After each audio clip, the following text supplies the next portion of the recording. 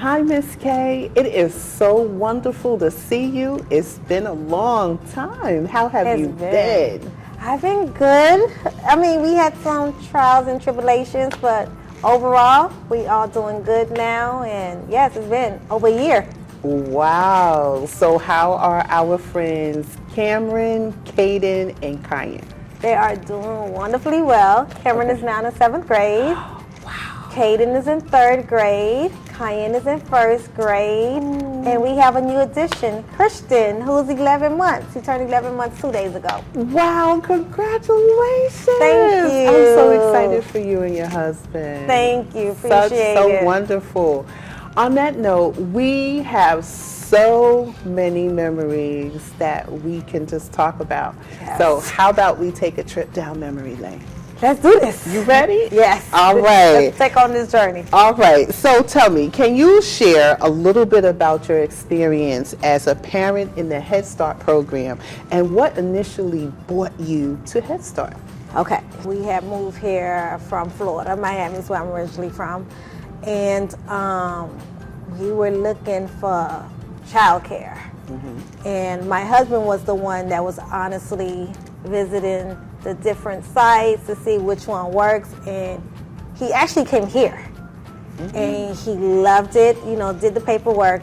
Because we live in Elizabeth, we had to go to Elizabeth. Went to Elizabeth, he's like, oh my God, this place is nice. So that's looking for a place is how we found out about the Leaguers. It's not necessarily we was looking for a Head Start program, we were just looking for child care for our daughter at the time. And so that's what brought me overall to the Leaguers.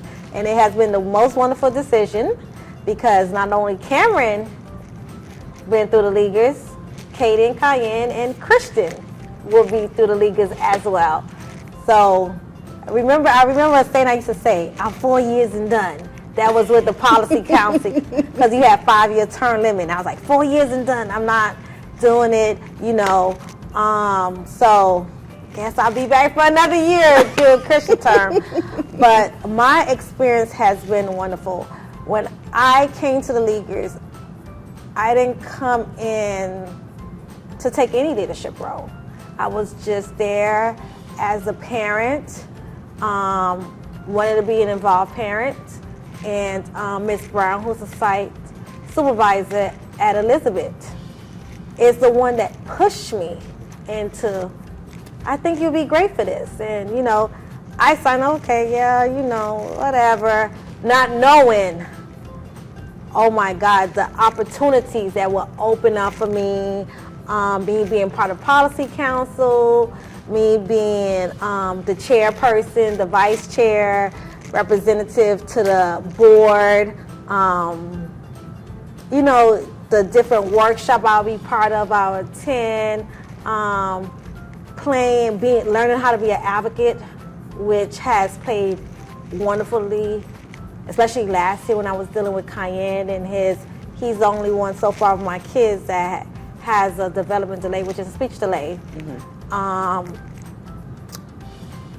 Being that, you know, I was pushed into this leadership role, I learned more to be an advocate for my child, and being an advocate for my child has made sure Cayenne is succeeding today.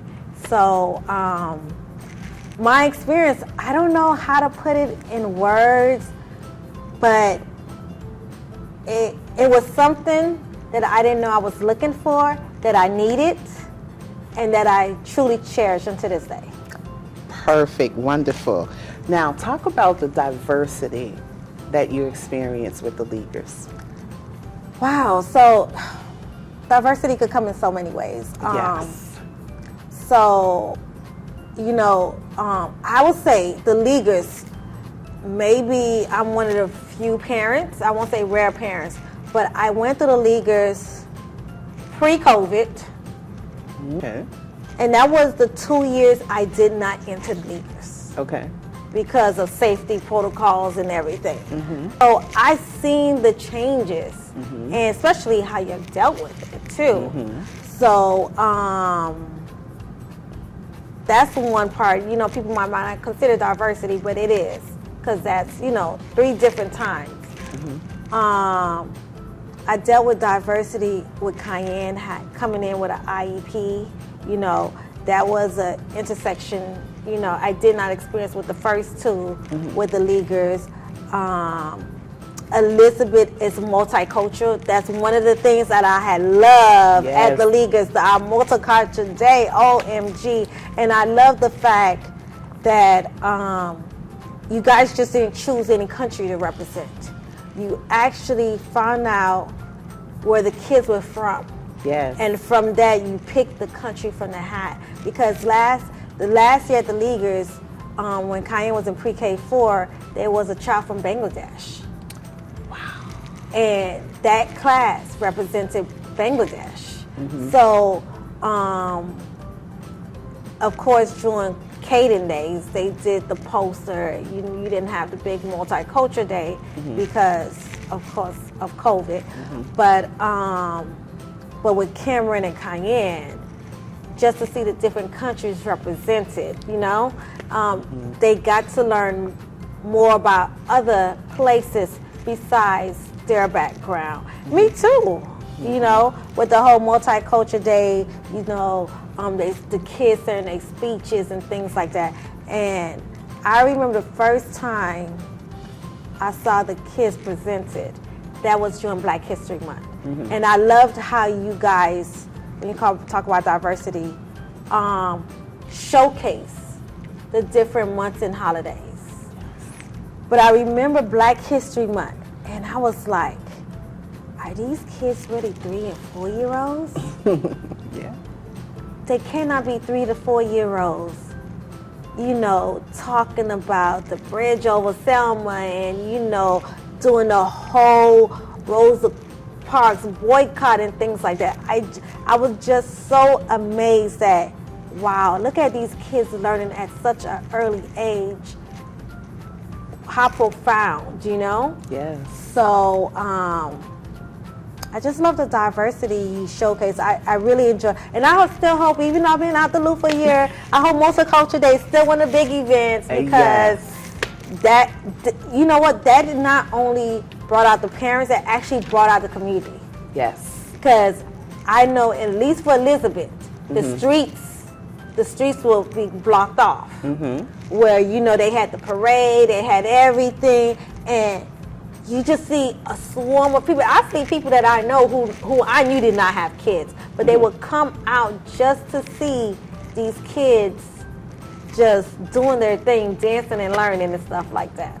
That's actually part of our Head Start parent, family, and engagement.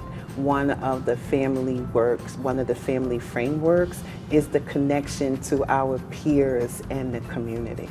Oh, well, y'all did an amazing job there if that's the case. Yeah, because Multicultural Day is so exciting. It is. It's so exciting. The flags, just the whole energy is extremely exciting. Thank you for remembering that. Yeah, well, the last Multicultural Day, I played a big role. I actually hosted it. Okay. So that speaks to your experience of the importance of not only being an involved parent, but being a part of the parent committee. So the parent committee, tell me a little bit about that. You know, interesting, the parent committee actually started when Cameron was there and trying to like have a representative adopt, but I would say COVID, you know, you couldn't take off, but it really took off with Cayenne. You will have that voice for the parents that will represent and stuff like that. But for me per se, I had a class that was heavy, much so Hispanic. So I would have somebody that would translate the stuff for me, like I would share the information. But the teacher was so great about any information I shared. She would have the papers there, so ready to share and everything. Miss Chessman and Miss Patricia. So, but you know, for the parents committee, you came involved with the policy council. Tell me a little bit about that. How did you transition from being a parent committee representative and being elected to be in the policy council rep? Well, you know what? The first time I served in a policy council, that was by default. The person that was supposed to represent Elizabeth could no longer do it.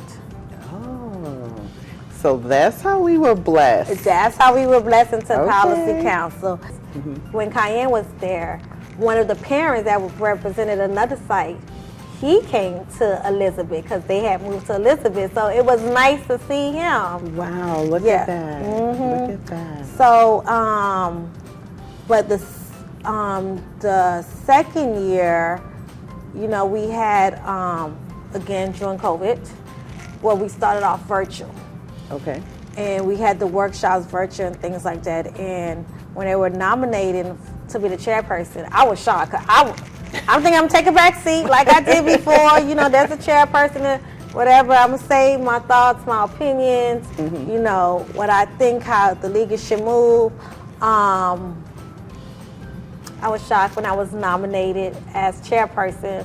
So, of course, I accepted the nomination. I was shocked when I won. Because I did not expect to win. Okay. So it, you know, fortunately I did know the Robert Rules of Order. Okay. So, but I have not done it in years. Okay.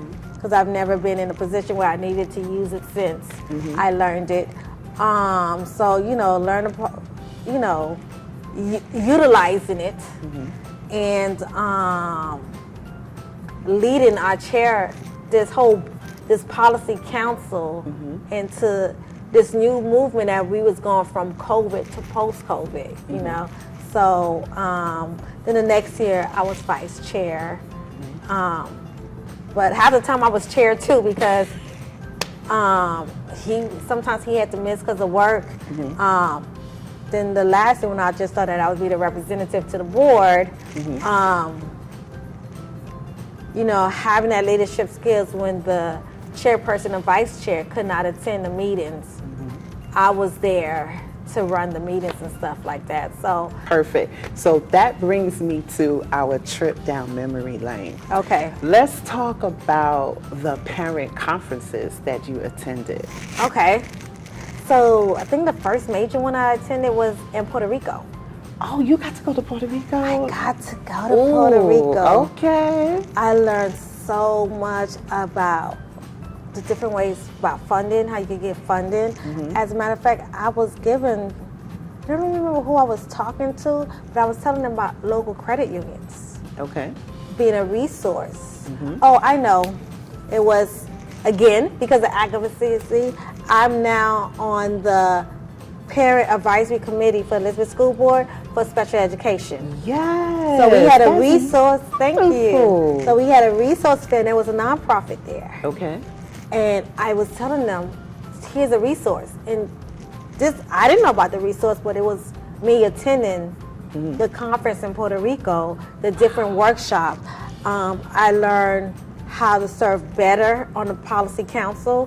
And I came back and I shared the resource with the teams. I got some posters for my site that I brought back. I learned about Sesame Street and the different resources, not the PBS Sesame Street that I thought it was when you were growing up. But they have a lot of resources, their website and things like that, and different ways we could highlight ourselves in the newsletters and things like that. The father and child engagement. Yes. So the conference was wonderful, and then you guys actually nominated me for the Parents Inc. conference, so thank you. I was shocked when I was actually honored with the most involved parent, so it was here in this beautiful room. So Yeah. I really hope you know, and I know you had it, which was wonderful, where if you completed everything and you completed your business proposal, you guys would actually pay for all the fees. Yes. So I don't even know if I'm still ready for that lane, but I hope Mr. Drew's still involved with you guys. Yes, so Miss Long, I don't know if you remember Miss Long. She was the young lady who submitted her business proposal. Oh. I spoke with her just the other day, and her business plan for her food truck just launched. Oh, Yes. great. So that's the parent that you're speaking of. Okay. So I think we just covered the question about looking back on your experience from the Head Start. What was the greatest impact on you personally? That's a hard question. Why you had to ask for that one? Well, you had so many. I guess the wonderful greatest experiences. impact would be overall how to be a better parent. Okay. Being exposed to different things allow you to evolve, empower yourself. It's always my motto, always have been to be better than I was yesterday. Okay. So, of course, if I'm involved, then I should be a better parent. Having opportunities. So I'm hoping young Christian could go through early Head Start. So I know y'all have 3. I don't know if y'all have evolved since then, but I know y'all had the 3 programs. The one for pregnant moms and stuff like that. Prenatal. So I went through that with Katie my first year here with Cameron, and I went through Head Start. But I have yet to go through early Head Start. So hopefully, Yes. I will be part of the early Head Start family. Yes. That leads me to my final question, Okay. and that would be, what would you say to other Head Start parents enrolling their children in the Leaguers? Oh, please. I have said that already. I have told, Elizabeth School Board, don't kill me, but Head Start, oh my God. If you could come and experience a day at the Leaguers, I've always said this, and I'm going to say this, Elizabeth is the best site. Miss K. We have 15 other sites, Miss K. I know, but Elizabeth is the best site. So the teachers are amazing. Let me speak about Cayenne, and that will bring about the advice. Miss Chessman and Miss Patricia. Okay. OMG, the work, the investment that they put in Cayenne. Cayenne would not be where he's at. And mind you, this is a boy who has a speech today, who went through early intervention, who entered the Leaguers with an IEP. Cayenne is speaking. Cayenne is writing. He have his IEP. He's in a mild class with speech delayed kids and stuff like that. But they were not playing with Cayenne. They were not. They saw the potential in Cayenne, and it was frustrating because, as a matter of fact, when Cayenne transitioned to kindergarten, it wasn't easy at all. He was not in the right fit classroom. And I remember going over there and telling Ms. Chessman, like, he's not flourishing, he's not learning, he's not doing the schoolwork, he's not doing this. And again, being part of the league is learning how to be an advocate for my child. I was in their face. And I remember when Cayenne transferred school in November, his teacher, who he also had this year, who's amazing too, said, "What did you do? No child has entered this classroom as quickly as Cayenne did. What did you do?" And it was because of the Leaguers, of me being me learning to be an advocate for my child and these other wonderful leadership opportunities. I was able to get Cayenne the help that he needed. And he is first marking period, he made the superintendent honor roll, which is the highest honor roll you can make.